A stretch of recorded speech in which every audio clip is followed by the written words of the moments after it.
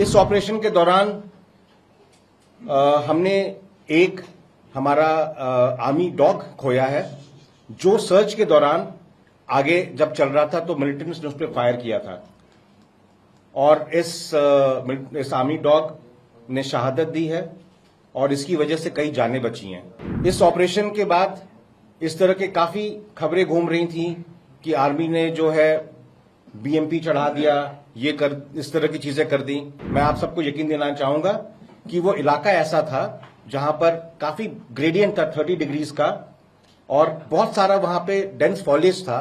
तो जब हमने वहां पर मिलिटेंट्स लोकेट करे, हमने एंगेज किया तो वहां जाना पॉसिबल नहीं था बिना खतरे के।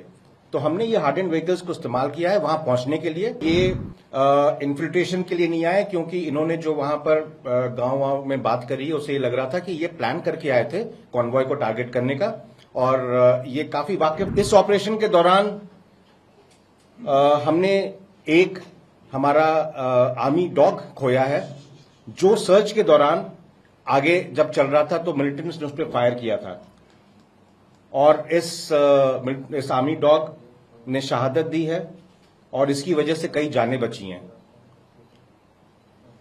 इस ऑपरेशन के बाद इस तरह के काफी खबरें घूम रही थी कि आर्मी ने जो है बीएमपी चढ़ा दिया, इस तरह की चीजें कर दी। मैं आप सबको यकीन दिलाना चाहूंगा कि वो इलाका ऐसा था जहां पर काफी ग्रेडियंट था 30 डिग्रीज का और बहुत सारा वहां पे डेंस फॉलेज था। तो जब हमने वहां पर मिलिटेंट्स लोकेट करे, हमने एंगेज किया तो वहां जाना पॉसिबल नहीं था बिना खतरे के। तो हमने ये हार्डेंड व्हीकल्स को इस्तेमाल किया है वहां पहुंचने के लिए और हम पूरी इज्जत देते हैं किसी के भी पार्थिव शरीर को और उसके साथ ऐसा कुछ नहीं होगा जो एक सोल्जर को करना चाहिए। मेरी तरफ से ये पॉइंट्स थे आपके लिए। अगर कोई इस ऑपरेशन से संबंधित सवाल है तो आप पूछ सकते हैं।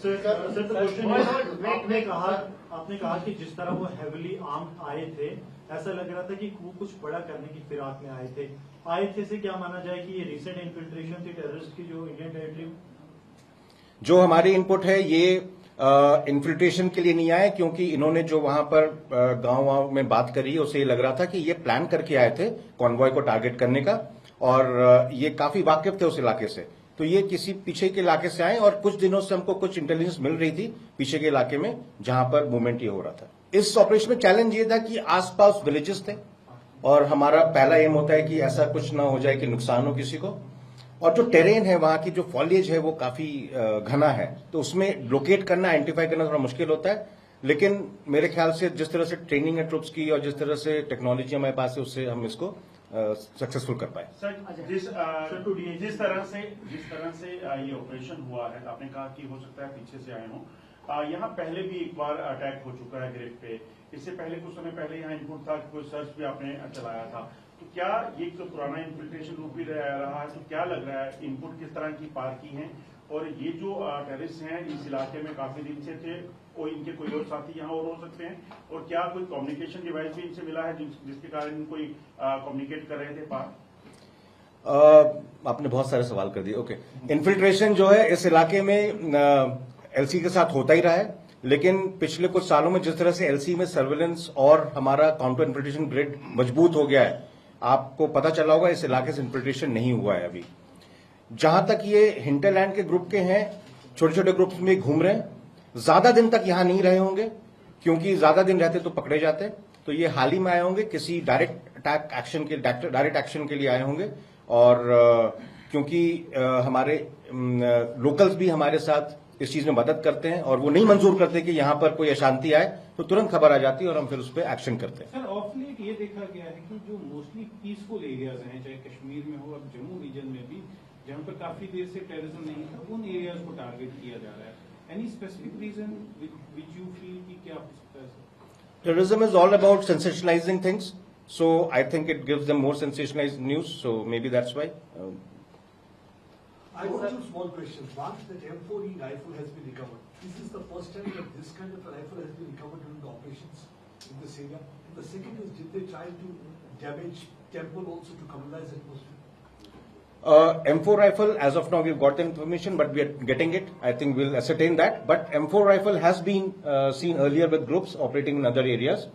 So since this is the first direct encounter in this area, yes, you can say in this Akhnur sector it is the first time, but otherwise M4 rifle is known to be used by them now. As far as the temple is concerned, the area of operation was temple, a little spread area. But right now what we have done, we're just sanitizing the area to make sure that there are no mines or IEDs or anything. We will have that area checked properly. Probably that's when we'll be able to come in. But I don't think there's been a deliberate attempt to damage the temple by anybody. Sir, अब आने वाले चंद दिनों में बर्फ पड़ना शुरू हो जाएगी, घुसपैठ के रास्ते बंद हो जाएंगे, तो आपको लगता है एक बड़ा चैलेंज रहेगा आपके लिए, क्योंकि आतंकियों की कोशिश रहेगी कि बर्फबारी से ठीक पहले वो घुसपैठ करेंगे? ये तो हर साल ऐसा होता है कि पैटर्न इन्फिल्ट्रेशन का चेंज होता है बर्फ के साथ, और हम उसके लिए तैयार हैं। सर, मेरा सवाल है कि जिस तरह से इंटरनेशनल स्पेयर पर भी और क्योंकि बहुत जगहों पे वार भी चल रहे हैं, तो पाकिस्तान से जो थ्रेट है, क्योंकि अफगानिस्तान से भी बहुत सारे आतंकवादी कोशिश कर रहे हैं पाकिस्तान से को फिर जम्मू कश्मीर में आने के लिए, तो आगे के चैलेंजेस क्या रहेंगे? जिस तरह इन्होंने भी कहा बर्फबारी से पहले रोड्स खुले रहेंगे, उसके बाद बंद हो जाएंगे, तो उससे पहले थ्रेट तो रहेगा, तो किस तरह आगे के चैलेंज रहेंगे और किस तरह आप उसको डील करने के लिए तैयार हैं? चैलेंजेस वही हैं, इन्फिल्ट्रेशन का और टेररिस्ट एक्शन के चैलेंजेस वही हैं, और आई थिंक हम अब काफी अच्छे प्रिपेयर्ड हैं, गियर्ड अप हैं इस चीज में। हाल ही के दिनों में आपने देखा होगा ऑपरेशन सारे सक्सेसफुल हो रहे हैं, और आई एम श्योर इससे इम्पैक्ट पड़ेगा टेररिज्म पे। सर, अभी नॉर्थ ऑफ पीर पंचाल के इलाके में बीएसएफ का एक बयान आया था कि करीबन 150 आतंकी जो है उस इलाके के अंदर पीओके के अंदर ट्रेन तैयार बैठे हुए हैं। साउथ ऑफ पीर पंचाल की क्या स्टेटस है? इस इलाके के अंदर लॉन्च पैड पर कितने आतंकी आपके पास इनपुट्स हैं? ये इनपुट बहुत एग्जैक्ट नहीं होता है, बट ये वेरी करता रहता है वक्त के साथ। आज की डेट में हमारे हिसाब से लॉन्च पैड के क्रॉस बढ़ती रहती, घटती रहती नफरी 50 से 60 टेररिस्ट हो सकते हैं। ये इंटेलिजेंस सोर्सेस हमको आया गया है, ये मेरे पास ये कैपेबिलिटी नहीं है इसको अप्रिशिएट करने की, but this is what joint intelligence has given to us. Sir, Phantom जो था उसकी किस तरह से कैजुअलिटी हो गई, और क्या वो आगे था तो किस तरह से पूरा हुआ, उसके साथ ये शहादत जो हुई? सर्च ऑपरेशन में डॉग्स को हम यूज करते हैं, क्योंकि उनकी कैपेबिलिटी जो होती है ट्रेन कैपेबिलिटी सेंस करके ट्रैक करने की, तो उस दौरान इन्होंने छुपाव से फायर किया था उसके ऊपर। मतलब वो पहुंच गया था सर वहां पे जहां पे टेररिस्ट थे, तो उसकी वजह से पता लगा कि दूर से फायर किया था, यस, उसकी वजह से हमको ये पता चला कि वो कहां पर छुपे हुए हैं, और उसके बाद हमने उस टेररिस्ट को इमीडिएटली न्यूट्रलाइज कर लिया था।